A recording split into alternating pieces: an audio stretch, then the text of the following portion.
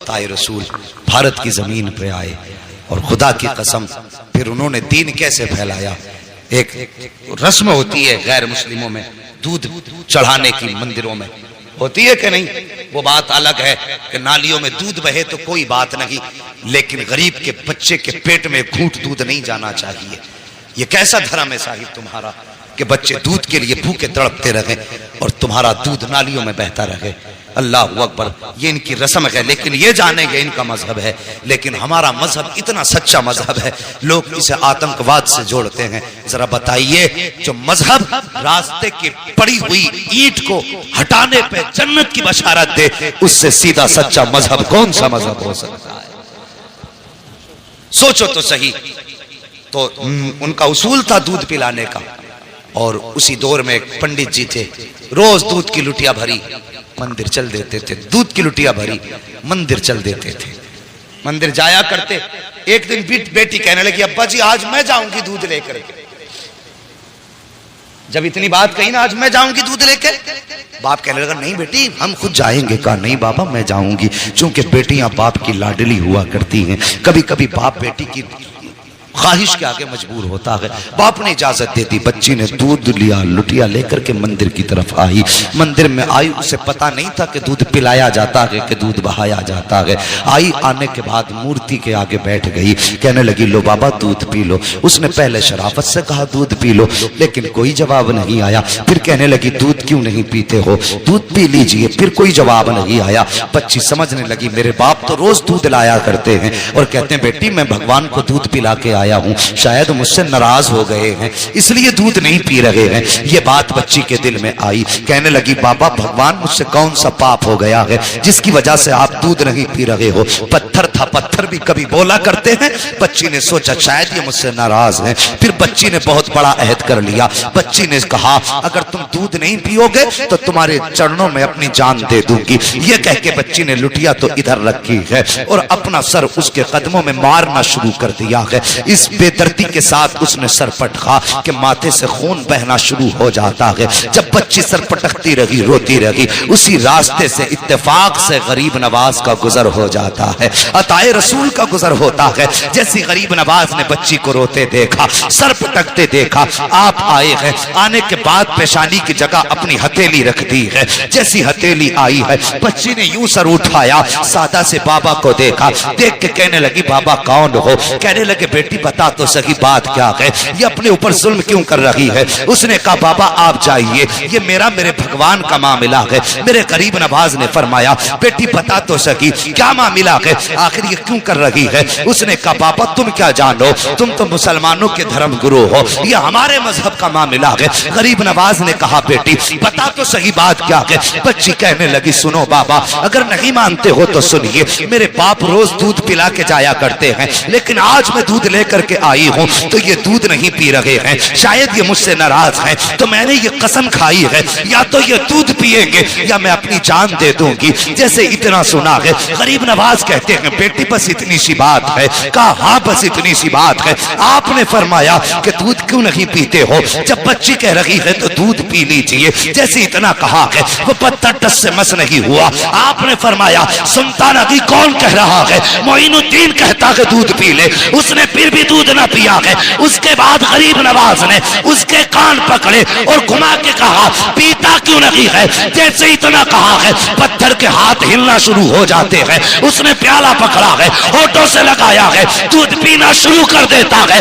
और पीता क्यों नहीं, कहने वाला कोई आम न जाना था, जबान गरीब नवाज की थी। फैजान मदीने वाले मुस्तफा का हो रहा। नारे या रसूल अल्लाह, या रसूल अल्लाह, नारे जिंदाबाद, जिंदाबाद, अल्लाह अकबर, सुभान अल्लाह, सुभान अल्लाह अकबर। बच्ची ने दूध पिलाया और जैसी चली घर की तरफ, उसके बदन पे खून, कपड़ों पे खून, चेहरों पे खून, उसका पूरा बदन खून से लथपथ था। और मुझे बताइए अगर कोई बेटी अकेली जंगल से आ रही हो और बदन खून में लथपथ हो, सर से खून बह रहा हो, तो कोई ये नहीं सोचेगा कि इसने चोट खाई है। तरह तरह के गुमान लोगों के दिल में आते हैं, तरह तरह के ख्यालात लोगों के दिल में आते हैं। बेटी पंडित की थी, जब घर की तरफ चली है, बस्ती में कदम रखा, बस्ती वालों में शोर हो गया कि पंडित जी की बेटी देखो खून में नहा के आई है। अल्लाह अकबर, गांव वाले लोग पीछे पीछे हो गए। बच्ची घर आई है, अल्लाह अकबर, बाप ने बेटी के माथे पे खून देखा। बाप तो बाप होता है, चाहे वो किसी भी धर्म का हो। तड़प गया, कहने लगा बेटी बात क्या है? उसने कहा बापा मैं दूध लेकर के गई थी और मेरे भगवान ने दूध पीने से इनकार किया। उन्होंने दूध ना पिया तो मैंने कसम खाई थी कि अगर दूध नहीं पियोगे तो मैं तुम्हारे चरणों में अपनी जान दे दूंगी। ये कह के मैंने जब सर उनके कदमों पे मारा है, अल्लाह अकबर, सर कदमों पे मारा है, वो कहती है तब मेरे जिस्म में खून बहा है, तब सर फटा खून बहने लगा। लेकिन बाबा मैं दूध पिला के आई हूँ। बच्ची ने जैसी इतनी बात कही, बाप कहने लगा क्या कह रही हो? हाँ बाबा मैंने दूध पिलाया है। बाप कहने लगा बेटे पूरी जिंदगी गुजर गई इसी पत्थर की इबादत करते करते, आज तक हम दूध ना पिला सके, तू एक दिन में कैसे दूध पिला सकती है? गांव वालों ने इतना सुना, कहने लगे पंडित तेरी बेटी झूठ बोल रही है, दूध नहीं पिलाया है, पत्थर तो दूध पी ही नहीं सकते। बच्ची तेरी इज्जत लुटा के आई है, किसी ने इसकी आबरू लूटी है, इसलिए ये आके बातें बना रही है, ये झूठ बोल रही है। और यार जब किसी को भी इज्जत का ताना दिया जाता है तो वो किसी भी धर्म की बेटी हो, इज्जत सबको प्यारी होती है। जब गांव वालों ने कहा था कि तेरी बेटी झूठ बोल रही है, ये कहीं मुंह काला करके आई है, इज्जत लुटा के आई है, ये बहाना बना रही है, बाप ने बेटी के कदमों पे अपना सर का जो टोपी थी वो रखी और रख के कहने लगा बेटी ये मेरी बेटी मेरी इज्जत बचा ले, सच बता बात क्या है? बच्ची कहने लगी बाबा मैं दूध पिला के आई हूँ। बाप ने कहा झूठ ना बोल। बच्ची ने कहा बाबा किसकी कसम खिलाते हो? मैं सबकी कसम खाने तैयार हूँ, लेकिन सच यही है दूध पिला के आई हूँ। जब बेटी ने बात बात पे यही जवाब दिया, गांव वाले कहने लगे पंडित जी अगर यही सच है, अगर आज इसने दूध पिलाया है तो फिर कल भी तो यही दूध पिला सकती है। कि चलिए कल हमारे सामने दूध पिलाए तब मानेंगे कि तुम्हारी बेटी सच्ची है। बाप ने बेटी का चेहरा देखा, कहा बेटी तेरा क्या फैसला है, क्या तू दूध पिलाने के लिए फिर से तैयार है? बच्ची ने कहा हाँ मैं तैयार हूँ। कहा ठीक है। दिन मुकर्रर हुआ, वक्त मुकर्रर हुआ, फिर से पूरा गांव और ये बच्ची उसी मंदिर की तरफ चले हैं जहां बच्ची ने उसको दूध पिलाया था। जब उसी मंदिर के दरवाजे पे बच्ची गई है, जाने के बाद पूरा गांव तमाशाई है, बाप भी साथ में है। बच्ची ने जाके दूध का प्याला रखा और रखने के बाद फिर कहती है महाराज दूध पी लीजिए, मेरे भगवान दूध पी लीजिए। लेकिन वो फिर पत्थर है, दूध कैसे पिए? बच्ची ने जब कहा दूध पी लीजिए, पीते क्यों नहीं हो? गांव वालों ने कहा लगाया, कहा सुन पंडित हमने पहले ही कहा था तेरी बेटी झूठ बोल रही है, ये मुंह काला करके आई है इसलिए अपनी इज्जत बचा रही है। जब इतनी बात बच्ची ने सुनी है, बच्ची का दिल टूट जाता है, बच्ची की आंख में आंसू आए, लेकिन साथ ही गुस्सा भी आया। बच्ची जलाल में उठ के खड़ी हुई, तवज्जो करना, बच्ची जलाल में उठ के खड़ी हुई और कहने लगी दूध पीता है या कल वाले बाबा को बुलाना पड़ेगा, दूध पीता है या कल वाले बाबा को बुलाना पड़ेगा। जैसी इतनी बात बच्ची ने कही है, फिर उसने हाथ बढ़ाया है, दूध पीना शुरू कर दिया है। फिर जब पत्थर की मूर्ति ने दूध पी लिया है, कहने लगी बाबा देखो कल भी ऐसे ही दूध पिया था, आज भी दूध पी लिया है। बाप ने कहा बेटी ये बाबा कौन है बता तो सही, कल कौन आया था? बच्ची ने कहा बाबा मैं उसका नाम तो नहीं जानती हूँ, लेकिन इधर से आया था इधर गया था, पूरा गांव उस डगर पे निकल गया जिस पे गरीब नवाज गुजर के गए थे।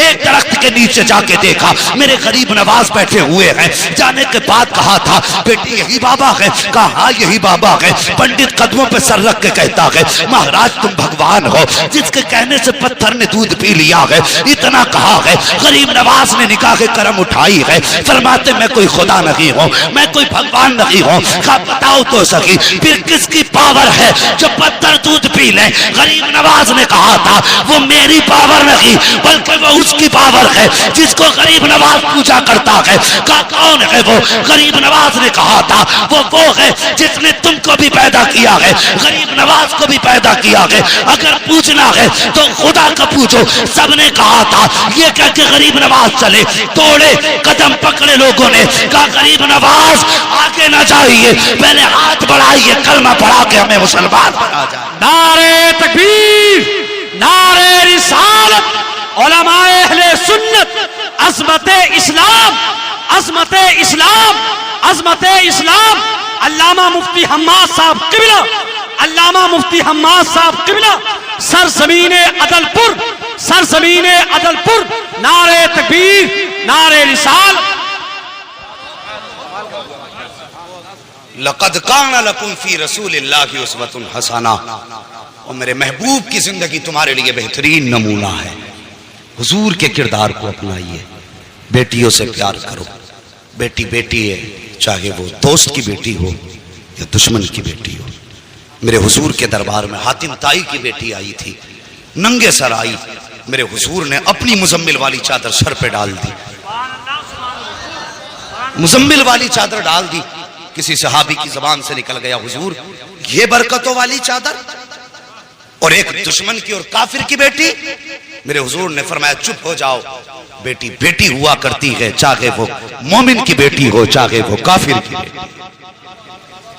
और जो काफिर की बेटी को इतनी इज्जत दे, अगर उसकी उम्मत की बेटी की आंख में कोई आंसू दे तो फिर वो सोच ले कब्र में मुस्तफा का सामना कैसे करना है। मेरे हुजूर ने तो फरमाया था मेरी बेटी मेरे जिगर का टुकड़ा है। उस दौर में फरमाया था जब बेटियों को कत्ल करने पे लोग फख्र करते थे, फरमाया था मेरी बेटी मेरे जिगर का टुकड़ा है। खुदा की कसम हुजूर की जबान से इस जुमले का निकलना था, ये हुजूर ही के जुमले की बरकतें हैं। आज हर घर में बेटी को अल्लाह की रहमत समझ के रखा जाता है, ये उनकी जबान की बरकत है। वरना आज हम भी बेटियों को कत्ल कर रहे होते। उनके दामन से जुड़ना क्या था। खुदा की कसम जो बेटियों को कत्ल करने में जिनके माथे पे पसीना नहीं आता था, जिस दिन से हुजूर का दामन थामा, वो जमीन पे पैर फूंक के रखते थे और डरते थे कहीं हमारे पैर के नीचे चूंटी ना आ जाए। ये हुनर किसने सिखाए? मेरे हुजूर के दामन ने, हुजूर के प्यार ने। जब तक बिके न थे तो कोई पूछता न था, तुमने खरीद कर हमें अनमोल कर दिया। हमारी तो कोई इज्जत ही न थी। आज जो इज्जतों की महराज मिली है ना, खुदा की कसम ये मोहम्मद अरबी के ठोकरों के सदक़े में। अगर फिर सदका उनकी ठोकरों का है तो जवान उनसे प्यार कर, उनसे वफा कर। तेरे घर में बेटी है, बेशक वो तेरे लिए बड़ी रहमत है अल्लाह की, लेकिन एक नजर उसे ये भी सोच के डाल लिया कर कि मेरे हुजूर को बेटी बड़ी प्यारी थी। खुदा की कसम अल्लाह हर नजर के सदक़े में तुझे मुस्तफा के इश्क का सवाब अता फरमाए। करेंगे ना इंशाअल्लाह ऐसे ही। हाँ बेटे मांगो, तुम्हारी मर्जी है सजदों में गिर के, इसलिए कि उनसे तुम्हारा नाम चलेगा। लेकिन कभी रो के रब से बेटियां भी मांग लिया करो, इसलिए कि बेटे नसीब से पैदा होते हैं, बेटियां रब की रहमत बन के आया करती हैं। हाँ बेटी पैदा हो, चेहरा ना बिगाड़ना, मुकद्दर पे नाज करना। अल्लाह ने बेटी दी है, यकीनन कोई नेकी तूने की है जिसकी वजह से अल्लाह तुझसे इतना राजी हुआ है कि तेरे आंगन में बेटी उतार दी। वो फरमाया गया बेटी क्या आ गया। बस आखिरी बात सुन लो और बात खत्म कर लो। इंशाल्लाह कभी फिर, इंशाल्लाह कभी फिर भाई। नहीं कभी फिर मेरी बात समझिए। मैं ना इंशाल्लाह ये तो खुद नहीं पता है किसी को। उजाले अपनी यादों के हमारे साथ रहने दो, न जाने किस गली में जिंदगी की शाम हो जाए, ये तो किसी का कुछ नहीं पता है। नहीं भाई अल्लाह अकबर। बात कह रहे हैं थोड़ी सी आला हजरत के ताल्लुक से कि थोड़ी सी नहीं दे, मेहरबानी करें मुझे। नारे तकबीर, नारे रिसालत, उलमाए अहले सुन्नत, अल्लामा मुफ्ती हम्माद साहब किबला, अल्लामा मुफ्ती हम्माद साहब किबला, नारे तकबीर, नारे रिसालत, अल्लाह अकबर। बेटियों को देख के मुस्कुरा लिया करो, इससे मुस्तफा भी राजी होंगे, हमारा खुदा भी राजी होगा। और अगर कभी घर में बरकत ना हो ना, कभी घर में बरकत ना हो और तुम्हें लगता हो आफतें आ गई हैं, बिजनेस बंद है, काम ठप है, जो भी करते हैं कोई ना कोई मुसीबत लग जाती है, फरमाया फिर मुसल्ला बिछा, 2 रकात नमाज पढ़। तेरे घर के अंदर बेटी या बहन मौजूद है, उसे मुसल्ले के आगे बैठा और फिर रब के आगे हाथ फैला दे और बस इतना कह, या अल्लाह इस बेटी के सदक़े में मेरे घर में बरकतें अता फरमा दे। फरमाया गया, बुजुर्गों ने फरमाया, हाथ नीचे बाद में आते हैं, खुदा की रहमतें घर में पहले उतार दी जाती।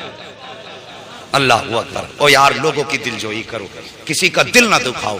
पूरी जिंदगी हो गई मसल के आला हजरत का नारा लगाते हुए। आला हजरत को समझो कौन है आला हजरत। जरा करीब से समझिए, मैं उनकी जिंदगी से